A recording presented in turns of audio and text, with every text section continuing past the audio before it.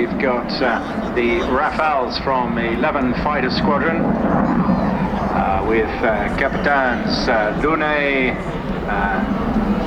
Schütz and Allais, although I think Allais is sitting right next to me now, so he's clearly not flying today. And from 17 Fighter Squadron in the Super E's, we have Captains Lafont and Chemin. Now these guys unsurprisingly use up a little bit more airspace than we've been used to watching over the last hour or so, because we're talking pretty good capability here and fast movers, as we call them in the business. It's a real pleasure to welcome them, and once again, having been on recent operations, these chaps haven't had a great deal of time to practice this, but the demonstration or rehearsal yesterday was pretty impressive stuff. So rolling first of all the Super E's.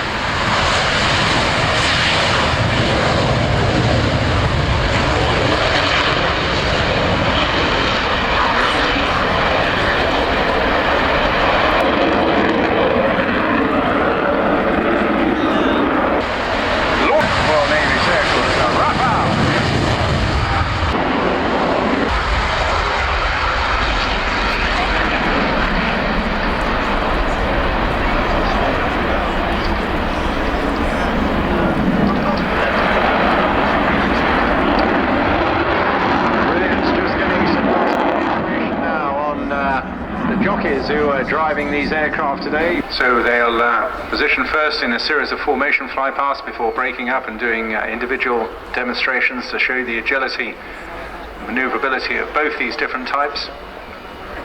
The Super Etendard, of course, continues to serve operationally and remains a capable aircraft in the ground attack and anti-ship roles, thanks mainly to a series of modernization programs designed to keep the aircraft operationally relevant, incorporating precision weapons, laser targeting pods, adding to the aircraft weapons system. So you see them now splitting into two-ship formations. Rafale's breaking off to on the right-hand side there. The future very much of the French Navy Air Wing. Truly a multi-role aircraft capable of performing every role from combat air patrol to nuclear strike. Fitted with an impressive sensor suite, it is also an impressive intelligence gathering asset. But keep your eyes pointed just to right of center now. It's the Super E's. Make the next pass. Both types of aircraft have been involved in recent operations with the French Navy, deployed in the French nuclear-powered aircraft carrier, the Charles de Gaulle. And during the Libya campaign in 2011, the aircraft destroyed a number of tactical and strategic targets using precision-guided weapons and Scalp standoff missiles. Head on now for a close pass at center. One slow, one fast, one with the gear down.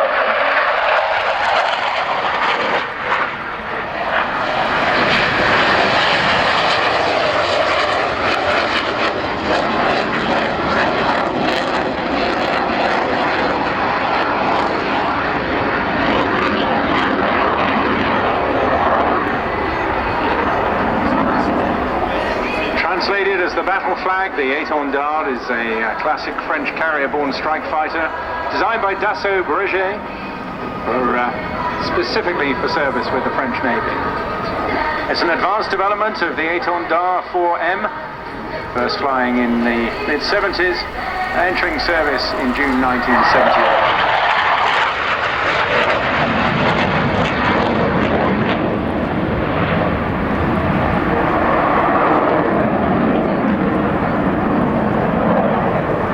Has been used to attack, by the Iraqis that is, to attack oil tankers and merchant shipping in the Persian Gulf during the Iraq-Iran war. In French service, the Super E is to be replaced by the Dassault Rafale, and that transition likely to take place during the course of the next year.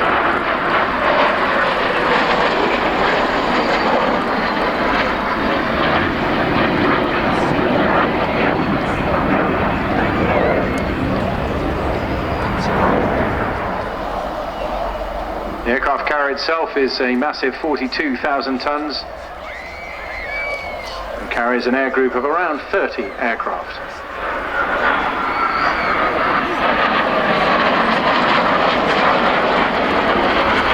See the different lines of these aircraft, the Super E's with a sweep back of around 45 degrees, powered by the non-afterburning Snecma ATAR 9K 50 turbojet.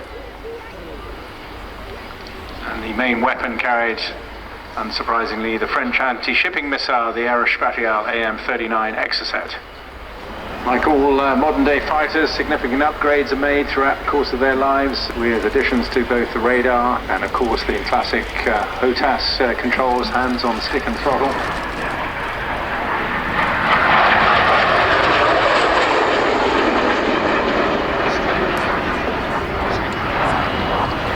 Additional ECM capability was added to better evade in enemy detection and attacks, and also cockpit compatibility with night vision goggles, along with a new GPS system.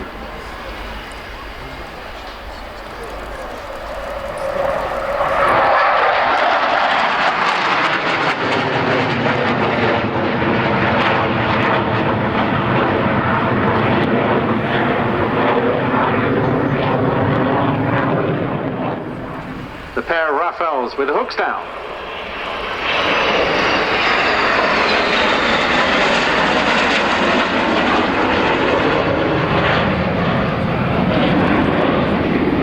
That, Captain LA, was a neat bit of line astern tight flying. The Rafale, an altogether different aircraft, of course. You'll notice the canard delta wing.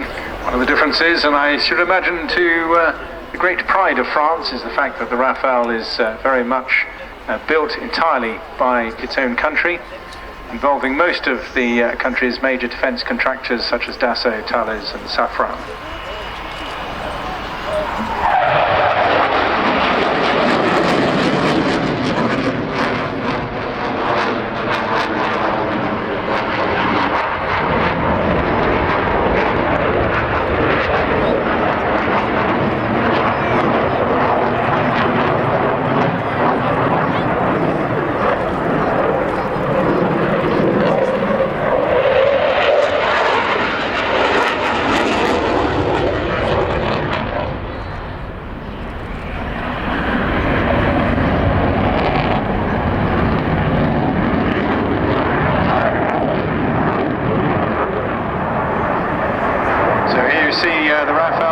Really showing off through a series of turns the agility of this aircraft, with a series of high-speed passes and low-speed passes.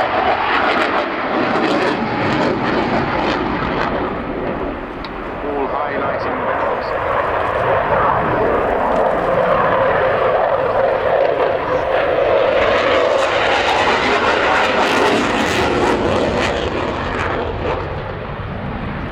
This aircraft originally destined to enter service in the mid-90s, but a lot of post-war delays following Cold War budget cuts, but now available in 3 variants: the Rafale C, the single-seat land-based version, the B, the twin-seat, and the M.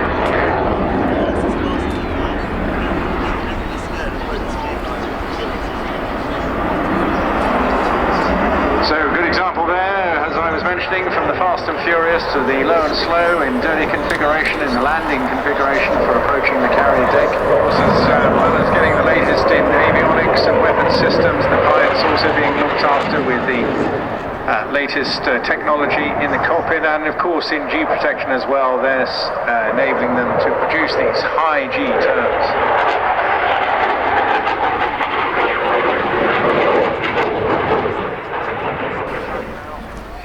Echelon right, all 4 of them in formation, coming in at high speed to brake and land.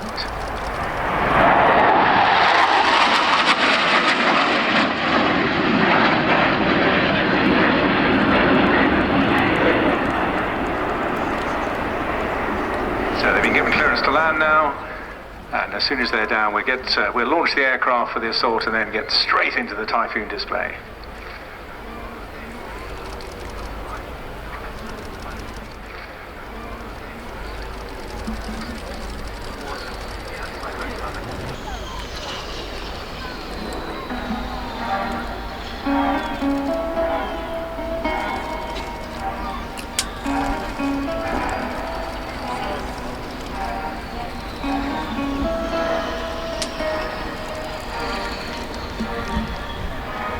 Aprendimos a quererte desde la histórica altura.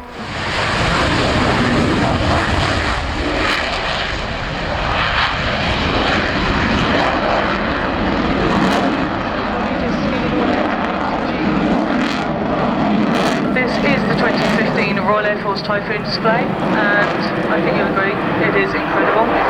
This year's display pilot is Flight Attendant Jonny Dowen, who is 29 years old and an instructor on the Operational Conversion Unit, 29 Squadron of Royal Air Force Coningsby in Lincolnshire.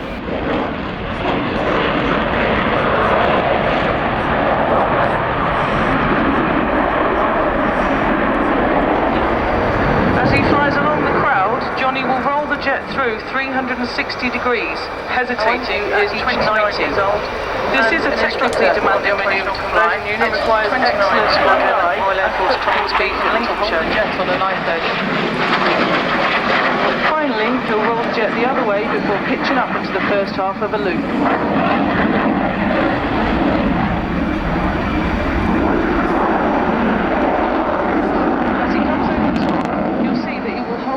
Upside down as he races towards the ground. And as he passes 2,500 feet, Jonny will roll the jet away and turn away from the crowd. Already back up at over 350 miles an hour. Look at those afterburners.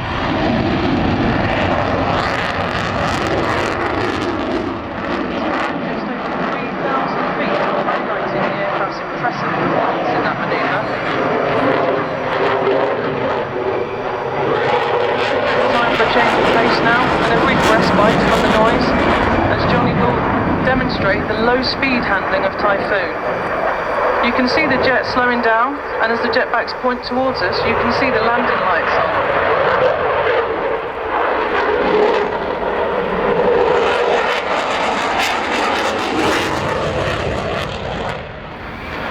As I said before, Jonny's primary duty is as an instructor at RAF Coningsby. He helps train the next generation of Typhoon pilots, as well as contributing to the defence of the UK's airspace.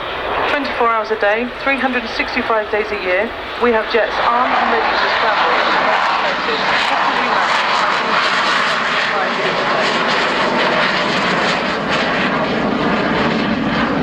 It's fingers and ears time again, ladies and gentlemen, because as Jonny will reach the end of the crowd line, he'll light both the afterburners and climb nearly vertically, demonstrating the incredible power of the Rolls-Royce engines. There he goes.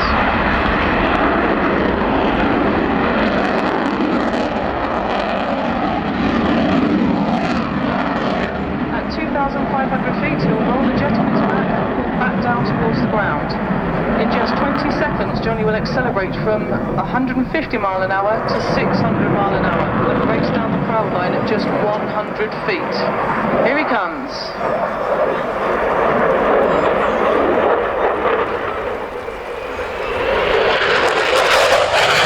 He's now pulling 9G around this corner. To give you an example, when he pulls 9G, the pilot weighs the same as a Formula 1 car. He's now doing an outside turn.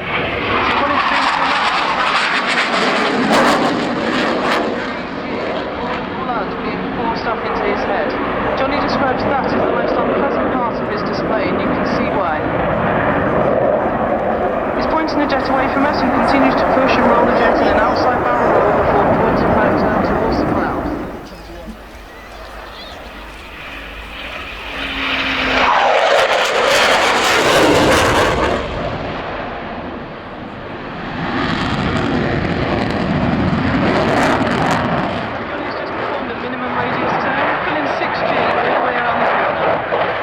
He's going to raise the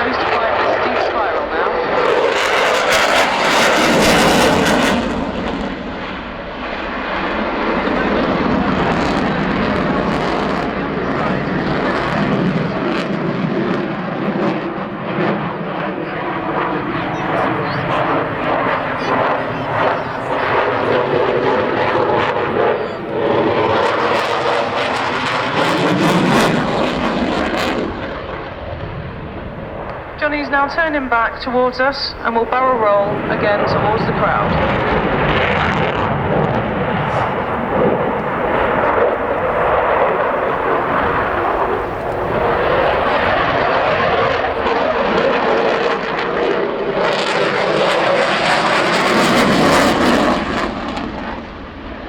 He's now pitching and climbing quickly into the final.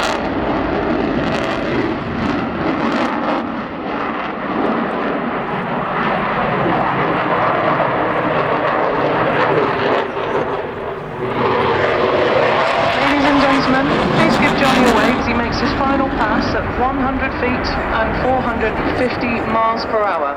It has been our pleasure to display here for you today. Safe journey home.